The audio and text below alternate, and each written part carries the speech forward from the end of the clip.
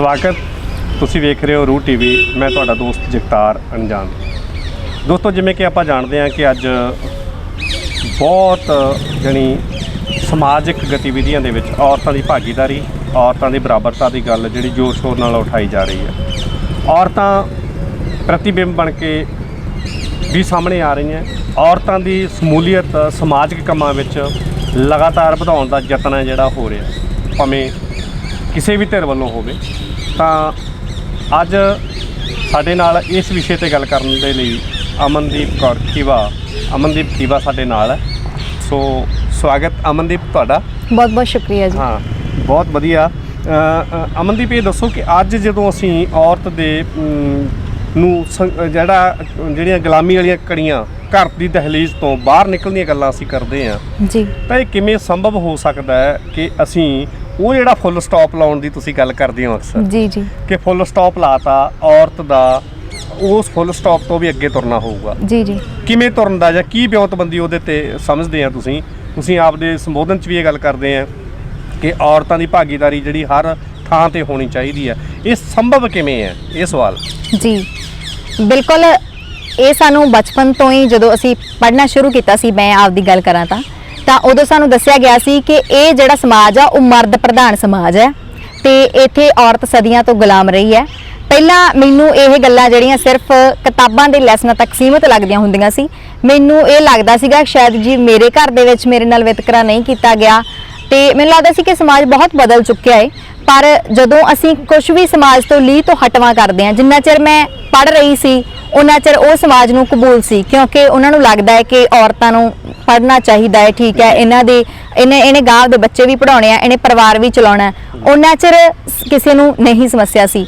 ਜਦੋਂ ਕੋਈ ਔਰਤ ਲੀਹ ਤੋਂ ਹਟਵਾ ਕੰਮ ਕਰਦੀ ਹੈ, ਲੀਹ ਤੋਂ ਹਟਵਾ ਕਹਿਣ ਦਾ ਮੇਰਾ ਕੀ ਭਾਵ ਹੈ ਕਿ ਜਦੋਂ ਉਹ ਉਹਨਾਂ ਖੇਤਰਾਂ ਦੇ ਵਿੱਚ ਐਂਟਰੀ ਕਰਦੀ ਹੈ ਜਿੱਥੇ ਸਾਡੇ ਸਮਾਜ ਨੂੰ ਪ੍ਰਵਾਨ ਨਹੀਂ ਹੈ, ਜਿੱਥੇ ਸਾਡਾ ਸਮਾਜ ਉਸ ਗੱਲ ਨੂੰ ਨਾਰਮਲ ਨਹੀਂ ਸਮਝਦਾ, ਜਿਵੇਂ ਕਿ ਉਹ ਲੋਕ ਸੰਘਰਸ਼ਾਂ ਦਾ ਖੇਤਰ ਹੋਵੇ, ਚਾਹੇ ਉਹ ਕਿਸੇ ਵੱਖਰੇ ਕਿੱਤੇ ਨੂੰ ਚੁਣਨ ਦੀ ਗੱਲ ਹੋਵੇ, ਚਾਹੇ ਫਿਰ ਉਹ ਆਪਣੇ ਹੱਕ ਲੈਣ ਦੀ ਗੱਲ ਹੋਵੇ ਜਾਂ ਸੰਘਰਸ਼ੀ ਲੜਾਈਆਂ ਦੀ ਗੱਲ ਹੋਵੇ, ਤਾਂ ਉੱਥੇ ਜਦੋਂ ਅਸੀਂ ਜਾਂਦੇ ਹਾਂ ਜਾਂ ਉੱਥੇ ਜਦੋਂ ਕੋਈ ਔਰਤ ਵੱਖਰੇ ਤੌਰ ਤੇ ਨਿਕਲਣਾ ਸ਼ੁਰੂ ਕਰਦੀ ਹੈ ਤਾਂ ਉਹਨੂੰ ਟੀਕਾ ਟਿੱਪਣੀਆਂ ਉਹਨੂੰ ਸੁਣਨ ਨੂੰ ਮਿਲਦੀਆਂ। ਜਿਵੇਂ ਕਿ ਤੁਸੀਂ ਵੀ ਅੱਜ ਕੁੜੀ ਨਾਲ ਗੱਲਬਾਤ ਕਰ ਰਹੇ ਸੀ ਤਾਂ ਉਸਨੇ ਪਹਿਲੇ ਨੰਬਰ ਤੇ ਇਹ ਗੱਲ ਕਹੀ ਸੀ ਕਿ ਜਦੋਂ ਮੈਂ ਸਰਪੰਚ ਬਣਨ ਦੀ ਗੱਲ ਕੀਤੀ ਤਾਂ ਉਦੋਂ ਸੁਸਾਇਟੀ ਦੇ ਮੂਹਰੇ ਪਹਿਲਾ ਸਵਾਲ ਸੀ ਕਿ ਇਹਦਾ ਤਾਂ ਵਿਆਹ ਹੋ ਜਾਣਾ।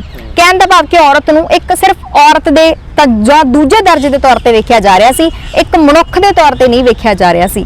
ਤਾਂ ਉੱਥੇ ਜਾ ਕੇ ਪਤਾ ਲੱਗਦਾ ਹੈ ਕਿ ਸਮਾਜ ਸੱਚ ਵਿੱਚ ਹੀ ਮਰਦ ਪ੍ਰਧਾਨ ਹੈ ਤੇ ਮਰਦ ਪ੍ਰਧਾਨਤਾ ਦਾ ਕੀ ਮਤਲਬ ਹੁੰਦਾ ਜਦੋਂ ਤੁਸੀਂ ਔਰਤ ਨੂੰ ਇੱਕ ਮਨੁੱਖ ਦੇ ਤੌਰ ਤੇ ਵਿਚਰਨ ਹੀ ਨਹੀਂ ਦਿੰਦੇ। ਤਾਂ ਜਿਹੜੀ ਗੱਲ ਹੈ ਇਹਦੇ ਹੱਲ ਦੀ, ਕਿਉਂਕਿ ਰੌਲਾ ਅਸੀਂ ਬਹੁਤ ਜਾਣੇ ਪਾਉਂਦੇ ਆ, ਬਹੁਤ ਸਮੱਸਿਆਵਾਂ ਨੇ ਸਾਡੇ ਸਮਾਜ ਦੇ ਵਿੱਚ, ਰਾਜਨੀਤਿਕ ਸਮੱਸਿਆਵਾਂ ਵੀ ਚੱਲ ਰਹੀਆਂ, ਜੈਂਡਰ ਦੀਆਂ ਸਮੱਸਿਆਵਾਂ ਵੀ ਚੱਲ ਰਹੀਆਂ, ਦਲਿਤਾਂ ਦੀਆਂ ਸਮੱਸਿਆਵਾਂ ਵੀ ਚੱਲ ਰਹੀਆਂ, ਪਰ ਇਹਨਾਂ ਦਾ ਸਾਰੀਆਂ ਦਾ ਹੱਲ ਕੀ ਹੋਵੇ? ਤਾਂ ਮੈਨੂੰ ਇਹਦਾ ਇੱਕੋ ਹੀ ਹੱਲ ਲੱਗਦਾ ਹੁੰਦਾ, ਉਹ ਹੈ ਐਜੂਕੇਸ਼ਨ, ਉਹ ਹੈ ਚੇਤਨਤਾ। ਤਾਂ ਐਜੂਕੇਸ਼ਨ ਵੀ ਸਿਰਫ ਡਿਗਰੀਆਂ ਤੱਕ ਸੀਮਿਤ ਨਹੀਂ, ਉਸਨੇ ਡਿਗਰੀਆਂ ਦੇ ਘੇਰੇ ਦੇ ਵਿੱਚ ਨਹੀਂ ਵਾੜਨਾ ਹੈ, ਕਿਉਂਕਿ ਉਸ ਨੂੰ ਤਾਂ ਕੋਈ ਆਪਦੇ ਬੈੱਡ ਤੇ ਬੈਠਾ ਵੀ ਤਿਆਰੀ ਕਰਕੇ ਉਹਨਾਂ ਡਿਗਰੀਆਂ ਨੂੰ ਪਾਸ ਕਰ ਸਕਦਾ ਹੈ।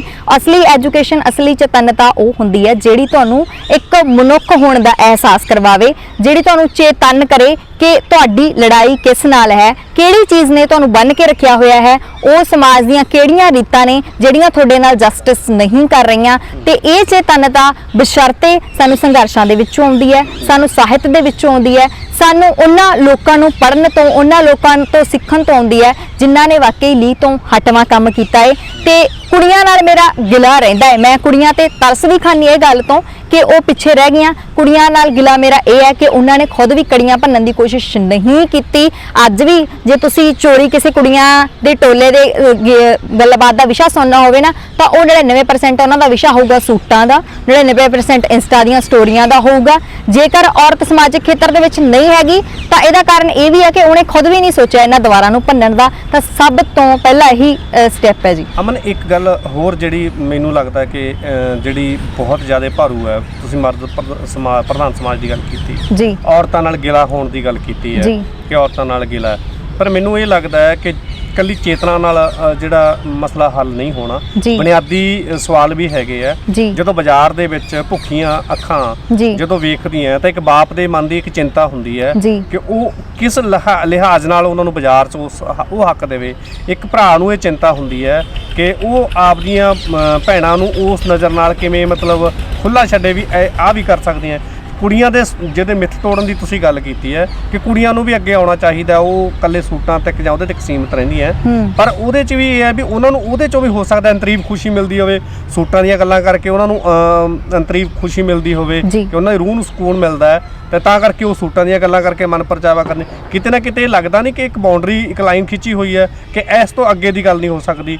ਤੇ ਜੇ ਬੁਨਿਆਦੀ ਸਵਾਲ ਉੱਠਣਗੇ, ਮਤਲਬ ਔਰਤਾਂ ਦੀ ਬਰਾਬਰੀ ਦੀਆਂ ਗੱਲਾਂ ਹੋਣਗੀਆਂ ਕਿ ਔਰਤਾਂ ਨੂੰ ਬਰਾਬਰ ਦੇ ਅਧਿਕਾਰ ਮਿਲਣੇ ਚਾਹੀਦੇ ਆ, ਭਾਵੇਂ ਉਹ ਰਾਜਨੀਤੀ ਚਲਾ ਲਓ। ਹਾਲਾਂਕਿ ਕਿਹਾ ਇਹ ਜਾਂਦਾ ਹੈ ਕਿ ਰਾਜਨੀਤੀ ਦੇ ਵਿੱਚ ਜੇ ਕੋਈ ਮੈਂਬਰੀ ਸਰਪੰਚੀ ਵੀ ਜਿੱਤਦਾ ਤਾਂ ਕਰਦਾ ਉਹਦੇ ਘਰ ਵਾਲਾ ਹੀ ਹੈ, ਮਤਲਬ ਉਹ ਸਿਸਟਮ ਹੈਗਾ।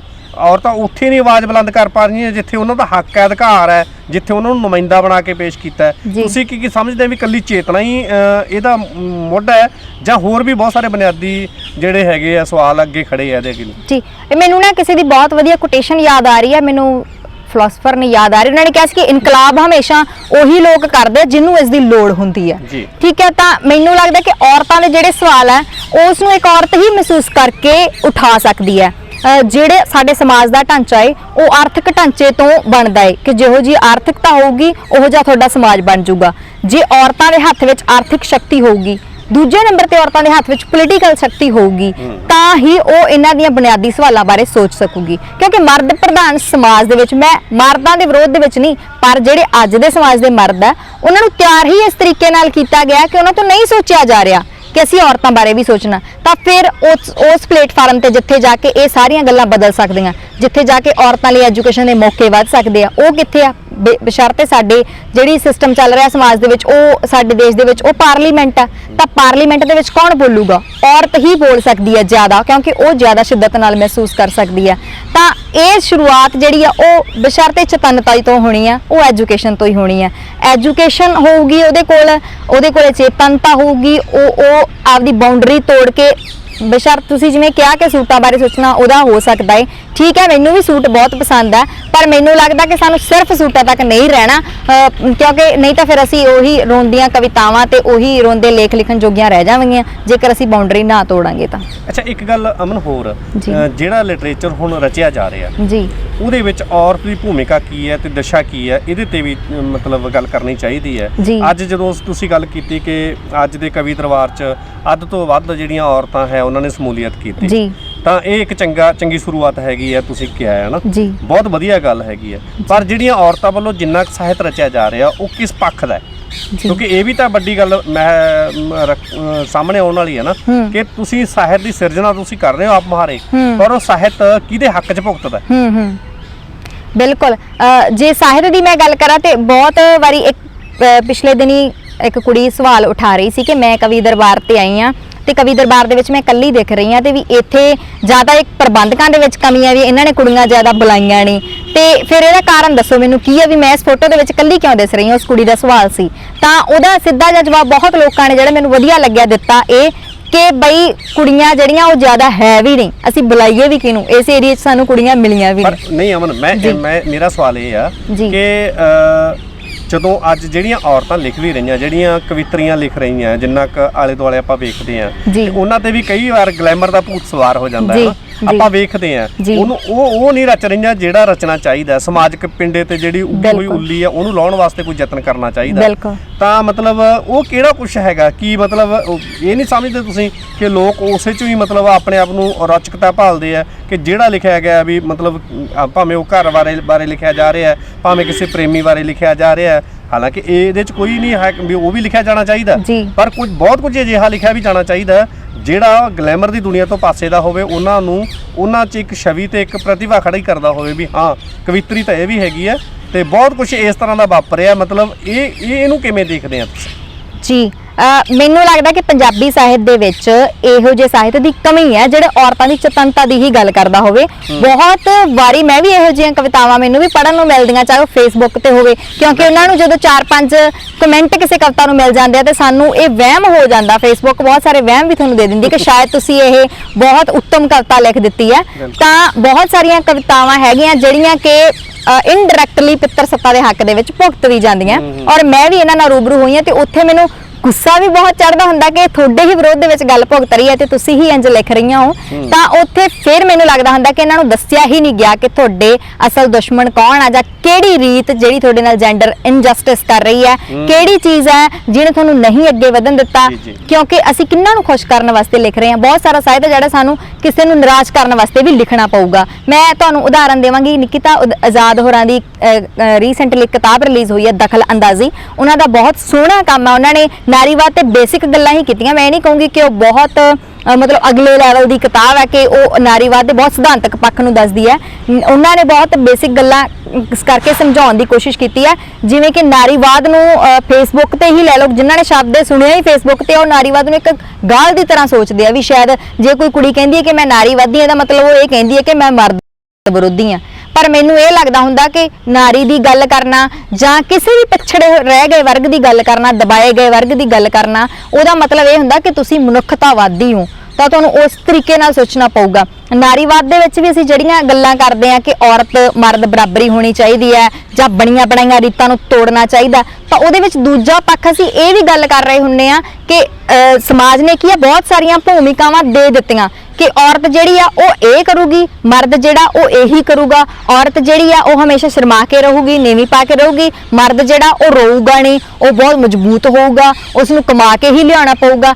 ਸਾਡਾ ਸਮਾਜ ਕਿਉਂ ਨਹੀਂ ਸਾਨੂੰ ਇਹ ਖੁੱਲ੍ਹ ਦੇ ਰਿਹਾ ਕਿ ਔਰਤ ਮਜ਼ਬੂਤ ਵੀ ਹੋ ਸਕਦੀ ਹੈ, ਔਰਤ ਖੁੱਲ੍ਹ ਕੇ ਵੀ ਬੋਲ ਸਕਦੀ ਹੈ, ਇੱਕ ਮਰਦ ਕਮਜ਼ੋਰ ਵੀ ਹੋ ਸਕਦਾ, ਉਹਦਾ ਹੱਕ ਆ। ਉਹ ਜੇ ਨਹੀਂ ਕਮਾ ਰਿਹਾ ਫਿਰ ਵੀ ਮਨੁੱਖ ਦੇ ਤੌਰ ਤੇ ਉਹਦਾ ਹੱਕ ਹੈਗਾ ਕਿ ਉਹ ਵੀ ਉਨੀ ਹੀ ਇੱਜ਼ਤ ਦੀ ਜ਼ਿੰਦਗੀ ਜਿਉ ਸਕਦਾ ਹੈ। ਤਾਂ ਸਾਨੂੰ ਇਹ ਬਾਉਂਡਰੀਜ਼ ਭੰਨਣੀਆਂ ਪੈਣਗੀਆਂ, ਉਹ ਚੇਤਨਤਾ ਆਊਗੀ ਤਾਂ ਸਾਹਿਤ ਵੀ ਬਦਲੂਗਾ। ਪਰ ਅਮਨ ਇਹ ਗੱਲ ਪੱਕੀ ਹੈ ਕਿ ਨਾਰੀਵਾਦ ਵੀ ਕਿਤੇ ਨਾ ਕਿਤੇ ਬਹੁਤ ਭਾਰੂ ਪੈ ਜਾਂਦਾ।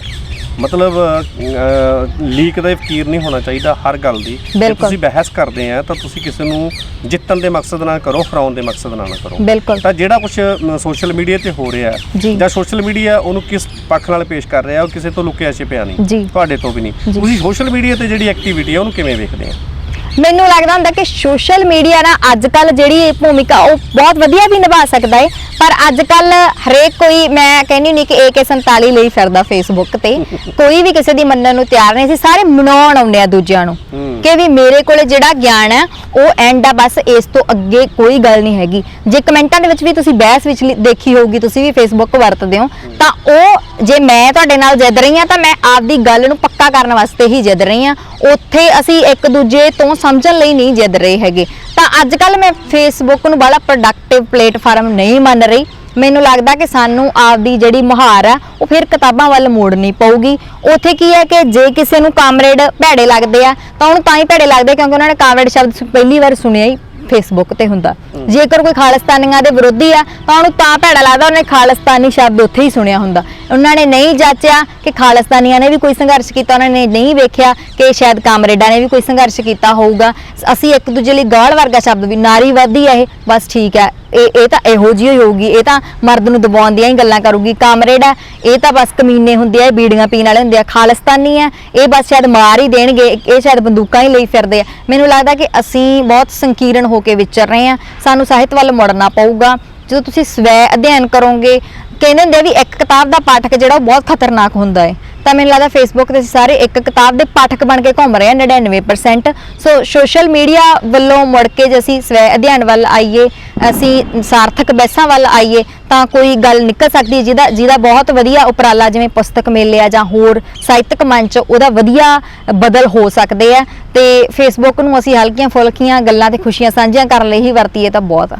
ਅਮਨ ਬਿਲਕੁਲ ਇਹ ਗੱਲ ਠੀਕ ਹੈ ਤੁਹਾਡੀ ਹੱਦ ਤੱਕ। ਹੁਣ ਸਾਹਿਤਕ ਮੇਲੇ ਵੀ ਹੁੰਦੇ ਆ, ਸਾਹਿਤਕ ਮੇਲਿਆਂ 'ਚ ਉਹਦੀ ਹੈ ਹੁਣ ਜੇ ਕੁੜੀਆਂ ਨੂੰ ਇਹ ਪ੍ਰੇਰਨਾ ਹੀ ਨਹੀਂ ਮਿਲੂਗੀ, ਪਾਠਕ ਹੀ ਨਹੀਂ ਬਣਨਗੀਆਂ ਪਹਿਲਾਂ ਉਹ ਜੀ, ਤਾਂ ਫਿਰ ਉਹ ਸਾਹਿਤ ਦੀ ਸਿਰਜਣਾ ਵੀ ਕਿਵੇਂ ਹੋਊਗੀ ਜੀ। ਤੇ ਕਿਵੇਂ ਦੇਖਦੇ ਹੋ ਤੁਸੀਂ, ਕਿਉਂਕਿ ਪੁਸਤਕ ਵਿਕਰੇਤਾ ਵੀ ਹੋ, ਇੱਕ ਜੀ। ਕਿਤਾਬਾਂ ਵੇਚਦੇ ਹੋ, ਰੋਜ਼ ਤੁਹਾਡਾ ਪਾਠਕਾਂ ਨਾਲ ਰਾਹ ਬਾਹ ਪੈਂਦਾ ਹੈ, ਕਿਸ ਗਿਣਤੀ ਦੇ ਪਾਠਕ ਤੁਹਾਨੂੰ ਜ਼ਿਆਦਾ ਨਜ਼ਰ ਆਉਂਦੇ ਆ ਸਮਾਜ 'ਚ? ਜੀ। ਕੀ ਔਰਤਾਂ ਪੜ੍ਹਨ ਵਾਲੇ ਪਾਸੇ ਰੁਚਿਤ ਹੋ ਰਹੀਆਂ ਕਿ ਨਹੀਂ ਹੋ ਰਹੀਆਂ, ਜੀ। ਜਾਂ ਕੋਈ ਇਹ ਲੱਗਦਾ ਹੈ ਕਿ ਵੀ ਸਾਡਾ ਜਿਹੜਾ ਸਮਾਜ ਹੈ ਉਹ ਕੇਵਲ ਤੇ ਕੇਵਲ ਉਸ ਤਰ੍ਹਾਂ ਦਾ ਚੀਜ਼ਾਂ ਨੂੰ ਪੜ੍ਹਨਾ ਪਸੰਦ ਕਰਦਾ ਜਿਹੜੀਆਂ ਉਹਨਾਂ ਨੂੰ ਮਤਲਬ ਕੁਝ ਟਾਈਮ ਦਾ ਸਕੂਨ ਦਿੰਦੀਆਂ, ਪਰ ਸਦੀਵੀ ਹੈ ਜਿਹੜੀਆਂ ਉਹ ਨਾਲ ਨਹੀਂ ਚੱਲਦੀਆਂ? ਜੀ। ਤੇ ਉਹ ਕੁੜੀਆਂ ਦੇ ਵਿੱਚ ਪ੍ਰਵਿਰਤੀ ਜਿਹੜੀ ਸਕੂਲੀ ਟਾਈਮ ਤੋਂ ਪੜ੍ਹਦੀਆਂ, ਹਾਲਾਂਕਿ ਹੁਸ਼ਿਆਰ ਬਹੁਤ ਹੁੰਦੀਆਂ ਪੜ੍ਹਾਈ 'ਚ ਜੇ ਆਪਾਂ ਉਵੇਂ ਦੇਖੀਏ ਤਾਂ, ਜੀ। ਜੇ ਮੇਰੇ ਖਿਆਲ 'ਚ ਉਹਨਾਂ ਨੂੰ ਮੌਕਾ ਮਿਲ ਜੇ ਸਮਾਜ ਦੇ ਕਿਸੇ ਵੀ ਖੇਤਰ 'ਚ ਆਉਣ ਦਾ, ਜੀ। ਤਾਂ ਉਹ ਬਹੁਤ ਜ਼ਿਆਦਾ ਮਤਲਬ ਵੱਡੇ ਜਿਹੜੇ ਕਹਿ ਸਕਦੇ ਆਪਾਂ ਵੀ ਇਰਾਦੇ ਨਾਲ ਸਮਾਜ ਨਾਲ ਵਿਚਰ ਕੇ ਵੱਡੇ ਜਿਹੜੇ ਹੈਗੇ ਆ ਪ੍ਰਭਾਵ ਛੱਡ ਸਕਦੀਆਂ ਸਮਾਜ ਦੇ ਵਿੱਚ, ਸਮਾਜ ਨੂੰ ਜ਼ਿਆਦਾ ਬਿਹਤਰ ਕਰ ਸਕਦੀਆਂ। ਜੀ। ਤਾਂ ਇਹ ਨਹੀਂ ਲੱਗਦਾ, ਤੁਸੀਂ ਕਿਹਾ ਬੱਸ ਦੇ ਵਿੱਚ ਜੇ ਚੜ੍ਹਦੇ ਆ ਸਵਾਰੀਆਂ ਹੁੰਦੀਆਂ ਤੇ ਬੱਸ ਕੰਡਕਟਰ ਦੀ ਥਾਂ ਤੇ ਡਰਾਈਵਰ ਵੀ ਕੁੜੀਆਂ ਨੂੰ ਬਣਨਾ ਪਊਗਾ, ਤਾਂ ਫਿਰ ਕਿਵੇਂ ਦੇਖਦੇ ਹੋ ਇੱਕ ਪੁਸਤਕ ਵਿਕਰੇਤਾ ਦੇ ਤੌਰ ਤੇ ਕਿ ਕੁੜੀਆਂ ਪਾਠਕ ਕਿੰਨੇ ਕੁ ਬਣ ਰਹੀਆਂ, ਜਾਂ ਕਿੰਨਾ ਕੁ ਉਹਨਾਂ ਨੂੰ ਉਤਸ਼ਾਹ ਮਿਲ ਰਿਹਾ ਹੈ, ਜਾਂ ਉਹ ਇਸ ਖੇਤਰ 'ਚ ਕਿਵੇਂ ਅੱਗੇ ਵਧ ਰਹੀਆਂ? ਜੀ, ਪਹਿਲਾਂ ਤਾਂ ਵੀ ਪੁਸਤਕ ਵਿਕਰੇਤਾ ਦੇ ਖੇਤਰ ਵੱਲ ਜਦੋਂ ਮੈਂ ਆਈ ਸੀ ਤਾਂ ਪਹਿਲਾਂ ਤਾਂ ਮੈਨੂੰ ਆਪ ਨੂੰ ਹੀ ਬਹੁਤ ਟਿੱਪਣੀਆਂ ਸੁਣਨੀਆਂ ਪਈਆਂ ਸੀ, ਘਰੋਂ ਵੀ ਤੇ ਸਾਡੇ ਸਮਾਜ ਤੋਂ ਵੀ। ਪਹਿਲਾ ਨੰਬਰ ਤਾਂ ਮੇਰੇ ਲਈ ਸਵਾਲ ਸੀਗਾ ਸਾਰਿਆਂ ਦਾ ਵੀ ਤੂੰ ਹੁਣ ਪੜ੍ਹ ਲੈ ਕੇ ਕਿਤਾਬਾਂ ਵੇਚੇਂਗੀ, ਤਾਂ ਉਹਦੇ ਉਲਟ ਮੇਰਾ ਸਵਾਲ ਹੁੰਦਾ ਸੀ ਫਿਰ ਅਨਪੜ੍ਹ ਕਿਤਾਬਾਂ ਵੇਚਣਗੇ, ਜਿਹਨੂੰ ਪੜ੍ਹਨਾ ਹੀ ਨਹੀਂ ਆਉਂਦਾ ਉਹ ਕਿਤਾਬਾਂ ਕਿਵੇਂ ਵੇਚੂਗਾ? ਤਾਂ ਇਹ ਇੱਕ ਬਾਉਂਡਰੀ ਤੋੜਨ ਵਾਲੀ ਗੱਲ ਸੀ ਮੇਰੇ ਲਈ। ਜਾਂ ਮੇਰੇ ਨਾਲ ਦੀਆਂ ਹੋਰ ਵੀ 2-4 ਕੁੜੀਆਂ, 2-4 ਹੀ ਗਿਣਵੀਆਂ ਚਿਣਵੀਆਂ ਹੀ ਨੇ, ਤਾਂ ਉਹ ਆਈਆਂ ਨੇ। ਤਾਂ ਜਿਹੜੀ ਤੁਸੀਂ ਗੱਲ ਕਰ ਰਹੇ ਹੋ ਵੀ ਕਿਸ ਤਰ੍ਹਾਂ ਦਾ ਮਾਹੌਲ ਆ, ਉਹਦੇ ਵਿੱਚ ਇਹ ਹੈ ਕਿ ਇਹਦੇ ਵਿੱਚ ਜਿਹੜੇ ਪੁਸਤਕ ਵਿਕਰੇਤਾ ਨੇ ਉਹਨਾਂ ਦਾ ਵੀ ਬਹੁਤ ਜ਼ਿਆਦਾ ਪ੍ਰਭਾਵ ਹੁੰਦਾ। ਅਸੀਂ ਨੌਜਵਾਨਾਂ ਨੂੰ ਜਿਹੜੇ ਅੱਲੜ ਉਮਰ ਦੇ 18 ਸਾਲ ਤੋਂ ਲੈ ਕੇ 25 ਸਾਲ ਤੱਕ ਦੇ ਜਿਹੜੇ, ਉਹ ਨਿਸੰਗ ਸਾਡੇ ਤੋਂ ਆ ਕੇ ਪੁੱਛ ਲੈਂਦੇ ਕਿ ਸਾਨੂੰ ਤੁਸੀਂ ਸੁਜੈਸਟ ਕਰ ਦਿਓ ਸਾਨੂੰ ਕਿਹੋ ਜਿਹੀਆਂ ਪੜ੍ਹਨੀਆਂ ਚਾਹੀਦੀਆਂ। ਤਾਂ ਉਹਦੇ ਵਿੱਚ ਉਹਨਾਂ ਦਾ ਵੀ ਬਹੁਤ ਵੱਡਾ ਫਰਜ਼ ਬਣਦਾ ਹੁੰਦਾ ਕਿ ਪਾਠਕ ਜੇ ਤਾਂ ਉਹ ਪਹਿਲਾਂ ਹੀ ਬਹੁਤ ਕੁਝ ਪੜ੍ਹ ਚੁੱਕਿਆ ਫਿਰ ਤਾਂ ਬਿਨਾਂ ਸ਼ੱਕ ਉਹ ਖੁਦ ਚੁਣ ਲੂਗਾ। ਜੇਕਰ ਉਹ ਹਜੇ ਸ਼ੁਰੂਆਤ ਕਰਨ ਜਾ ਰਿਹਾ ਤਾਂ ਸਾਨੂੰ ਦੱਸਣਾ ਬਣਦਾ ਹੈ ਕਿ ਤੁਸੀਂ ਇਹਨਾਂ ਸੌਖੀਆਂ ਕਿਤਾਬਾਂ ਤੋਂ ਸ਼ੁਰੂ ਕਰੋ, ਤੁਸੀਂ ਇਹ ਪੜ੍ਹ ਸਕਦੇ ਹੋ, ਇਸ ਤੋਂ ਬਾਅਦ ਇਹ ਪੜ੍ਹ ਸਕਦੇ ਹੋ।